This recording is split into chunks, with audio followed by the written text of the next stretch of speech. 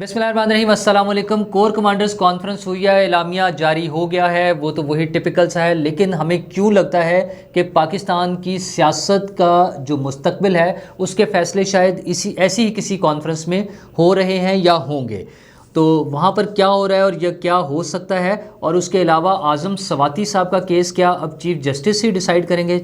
वो जो हैं सुप्रीम कोर्ट के चीफ़ जस्टिस साहब, क्योंकि उनको ख़त लिख दिया गया है अज़ खुद नोटिस लेने के लिए। और शाहरुख जतोई का जो केस है वो असल में है क्या, और ये क्यों कहा जा रहा है कि कोई ताकतवर और अमीर शख्स जेलों में रह तो नहीं गया है, ये क्या मामलात हैं, इन सब चीज़ों पे मैं आपके साथ बात करूँगा। कोर कमांडर्स कॉन्फ्रेंस सबसे अहम चीज़ है, वैसे तो कोई अहम चीज़ नहीं होनी चाहिए क्योंकि आर्मी की एक रूटीन की एक्टिविटी है और तकरीबन हर माह होती है, और वैसे ही इस दफ़ा भी हुई है, आज भी हुई है। लेकिन हमारे मुल्क के जो हालात हैं और हर चीज़ का जो लिंक है वो बराह रास्त आर्मी से और आर्मी चीफ़ से और आर्मी चीफ़ की नई अपॉइंटमेंट से जुड़ा हुआ है। और सियासतदान ख़ास तौर पर इमरान खान साहब ने जिस तरह से हर चीज़ को लिंक कर दिया है, तो उससे लगता है कि ये बड़ी अहम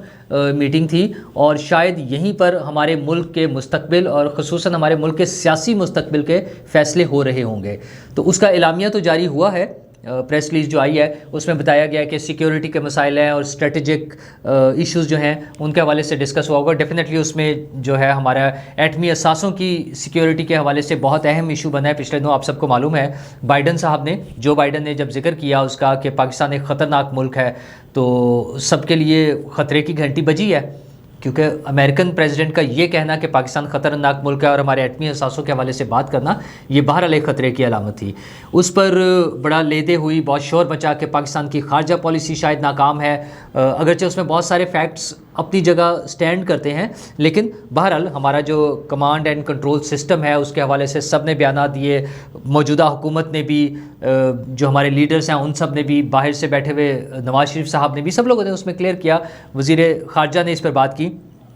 और उसमें ताज़ा तरीन डेवलपमेंट ये हुई है कि अमेरिकन जो स्टेट डिपार्टमेंट है उन्होंने उस की क्लैरिफिकेशन देते हुए इस बात को एक्सेप्ट किया कि पाकिस्तान के जो एटमी असासे हैं वो महफूज हैं, पाकिस्तान का जो उनका सिक्योरिटी का सिस्टम है वो उस पर मुतमईन है। तो खैर हमें ज़ाहिर है अमेरिका जो है थानेदार है इस दुनिया का, और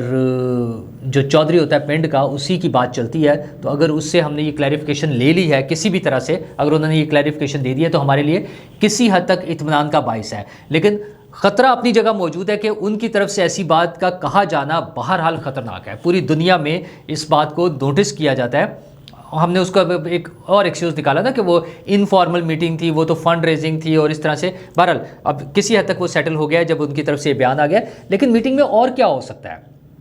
ज़ाहिर है सब कोर कमांडर्स इकट्ठे होते हैं तो उनकी आंखें तो बंद नहीं है ना, कान तो बंद नहीं है, तो उन्हें नज़र भी आ रहा है और वो सुन भी रहा है। तो हम हर रोज़ कर क्या रहे हैं उनके बारे में? हमारा हर मौजू जो है वो लिंक होता है कि नया आर्मी चीफ कौन आएगा, और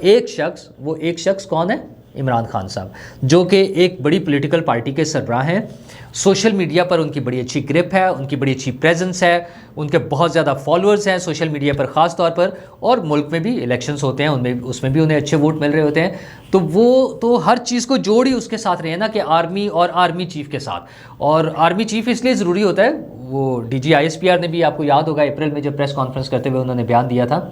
कि सारी फ़ौज जो है वो जिस तरफ आर्मी चीफ देखता है उस तरफ देख रही होती है। ऑब्वियस ही बात है, उसमें सिस्टम ही ऐसा है उनका अपना, तो उस हवाले से वो चलता है। लेकिन हमारे इमरान खान साहब, हमारे और आपके, हम सब के जो बड़े हर दिल अजीज़ हैं, उन्होंने जो वो गर्दान रटी हुई है, जो क्या कहते हैं उसको, गद्दार हैं, और उन्होंने पाकिस्तान के ख़िलाफ़ होने वाली साजिश को नहीं रोका और चोरों और डाकुओं को ले आए हैं, चोरों और डाकुओं को सपोर्ट कर रहे हैं, हमारे ऊपर इम्पोर्टेड गवर्नमेंट मुसल्लत कर दी है, वो इनके सपोर्टर्स हैं, इनके हैंडलर्स हैं, वो सारी चीज़ें जो उन्होंने एक हवा बनाया हुआ है, वो यकीनन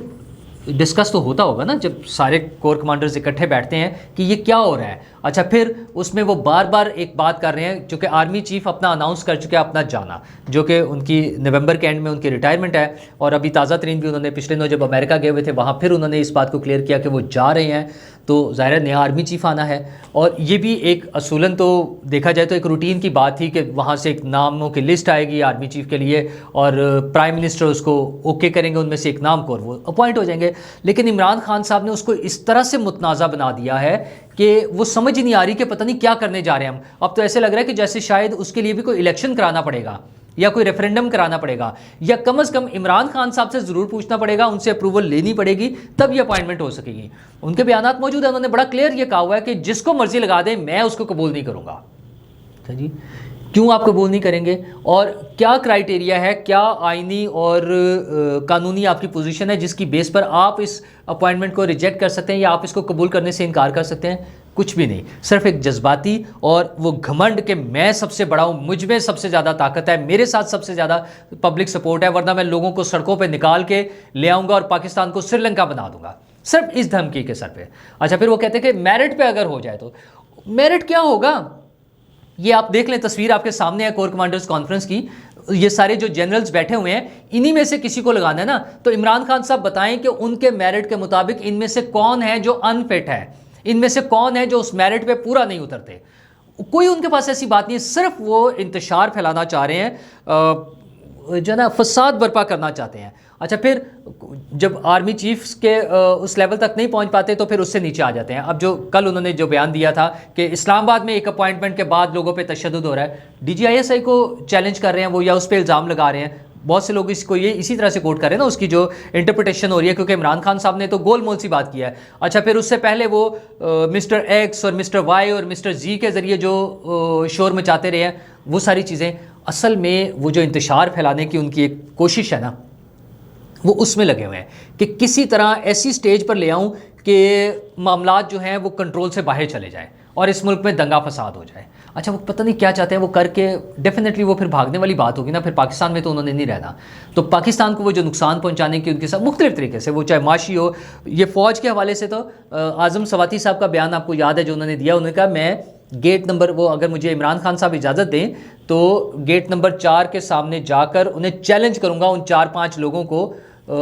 جنہوں نے اس ملک کو تباہ کر دیا ہے. تو عمران خان صاحب یہ آپ کے سامنے لسٹ اور یہ تصاویر موجود ہے، بتائیں کس پر آپ کو شک ہے، آپ کس پر انگلی اٹھانا چاہتے ہیں، نام لینا، ذرا ہمت کریں. تو وہی اعظم سواتی صاحب ہے نا، وہ جب اس طرح کی باتیں کریں گے تو اس پر کیس بنیں گے نا. آپ اصل میں لوگوں کو اشتعال دلا رہے ہیں، لوگوں کو آپ لڑائی جھگڑے کے لیے تیار کر رہے ہیں کہ لوگ آ کے لڑنا شروع کر دیں. تو اس پر جب کیس بنا ہے تو اب وہ پہنچ گئے سپریم کورٹ. ان کے باقی لوگوں نے خط لکھ دیا نا اعظم سواتی صاحب کے حوالے سے چیف جسٹس کو کہ آپ اس پہ سو موٹو لیں. اچھا یہ نہیں کہہ رہے کہ مسئلہ کیا ہے، جو عمران خان صاحب نے ویسے کل تھوڑا سا کہا ہے کہ انہوں نے ایک ٹویٹ کر دیا، اگر وہ غلط تھا تو اس پہ قانونی کارروائی کرتے، تو قانونی کارروائی ہو رہی ہے نا. باقی جو آپ کا وہ مسئلہ ہے کہ اس کو ننگا کر کے تشدد کر رہے ہیں یا ان پہ تشدد کر رہے ہیں، بالکل غلط ہے. سب لوگ اس کے بارے میں کلیئر ہے کہ ایسی چیز نہیں ہونی چاہیے. لیکن یہ عمران خان صاحب کو کیسے پتہ چلتا ہے، انہی کو کیوں پتہ ہے؟ کیا ایسا تو نہیں کہ اس سے پہلے وہ یہ سارے کام کرتے رہے ہیں؟ وہ جو کل الزام لگایا انہوں نے کہ یہ تشدد جو ہے آرمی چیف کو خوش کرنے کے لیے کیا جا رہا ہے، کیا وہ اپنے دور حکومت میں آرمی چیف کو خوش کرنے کے لیے اس طرح کی حرکتیں کرتے تھے؟ اور کیا بتانا چاہ رہے ہیں وہ؟ تو اعظم سواتی صاحب کے خلاف یا شہباز گل صاحب کے خلاف جو کیسز ہیں وہ بڑے جینون سے مسائل ہیں کہ آپ لوگوں کو اشتعال دلا کے لڑائی جھگڑا جو کرانا چاہ رہے ہیں. اس سے ہم نے اس کی مثالیں دیکھ لی ہوئی ہیں. وہ جو مسجد نبوی میں جو واقعہ ہوا تھا، وہ جو ادھر اسلام آباد میں ریسٹورنٹ میں ہوا تھا، یہ سارے واقعات ہم دیکھ چکے ہیں. ابھی تازہ ترین جو کل بھی ادھر ہوا ہے لنڈن میں جو واقعہ ہوا ہے، جو خواتین جھگڑ رہی ہیں لوگوں سے، آپ نے وہ ویڈیو دیکھ لیا سب نے، اور اس میں پھر گالم گلوچ تک بات چلے گی. مطلب خواتین کا جو رویہ تھا اس میں، جس طرح سے وہ جو ان کی ٹون ہے، جو ان کا لہجہ ہے، مطلب یہ کیوں چاہ رہے ہیں؟ عمران خان صاحب یہ چاہتے ہیں کہ لوگ یہی لہجے کے ساتھ، اسی رویے کے ساتھ جا کر جی ایچ کیو پہ اور فوج کی دیگر جو بھی مراکز ہیں وہاں پہ جا کے لوگ احتجاج کریں. یہ عمران خان صاحب کا ٹوٹل ایجنڈا ہے. تو یہ ڈیفینیٹلی یہ ساری چیزیں ڈسکس ہوتی ہوں گی، اینڈ آئی ہوپ، اور